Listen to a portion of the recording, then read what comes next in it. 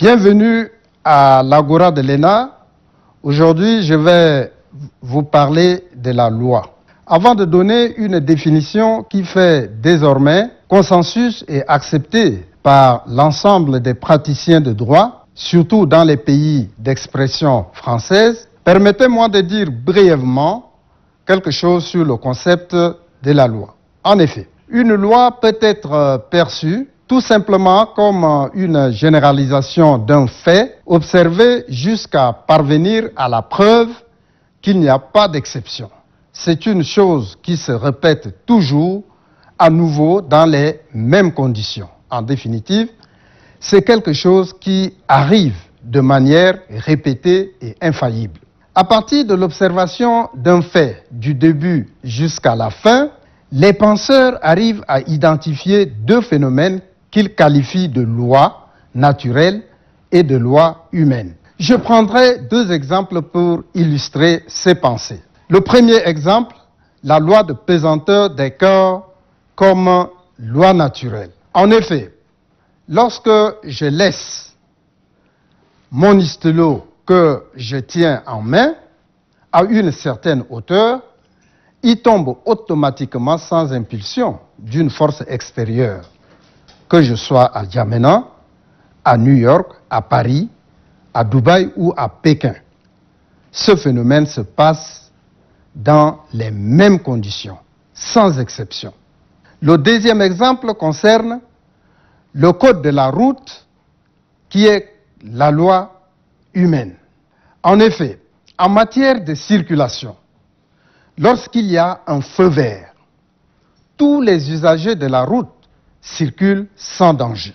Mais lorsqu'il y a un feu rouge, circuler constitue une violation du code de la route et la police interpelle tout usager qui se livre à cette pratique parce qu'il crée un danger pour les autres usagers. Ce phénomène s'observe partout, que je sois à N'Djamena, que je sois à Paris, que je sois à Bangui ou je sois à Yaoundé. Dans les mêmes conditions, cela se passe exactement.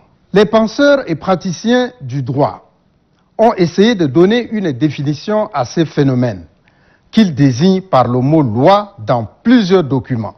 Ainsi, le dictionnaire Larousse, le dictionnaire Le Robert, le vocabulaire juridique ainsi que le lexique des termes juridiques définissent la loi comme une norme générale et impersonnelle ou une disposition normative et abstraite posant une règle juridique d'application obligatoire ou encore une disposition prise par une délibération au Parlement, c'est-à-dire l'Assemblée nationale et le Sénat, par opposition au règlement qui est émis par une des autorités administratives auxquelles les lois constitutionnelles ont conféré un pouvoir réglementaire.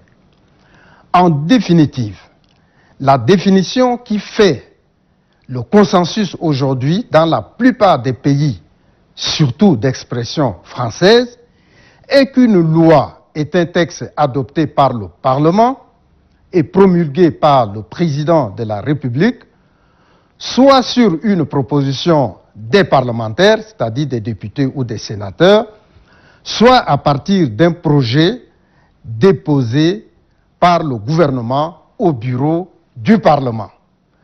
Voilà tout pour aujourd'hui. Je vous remercie pour votre aimable attention.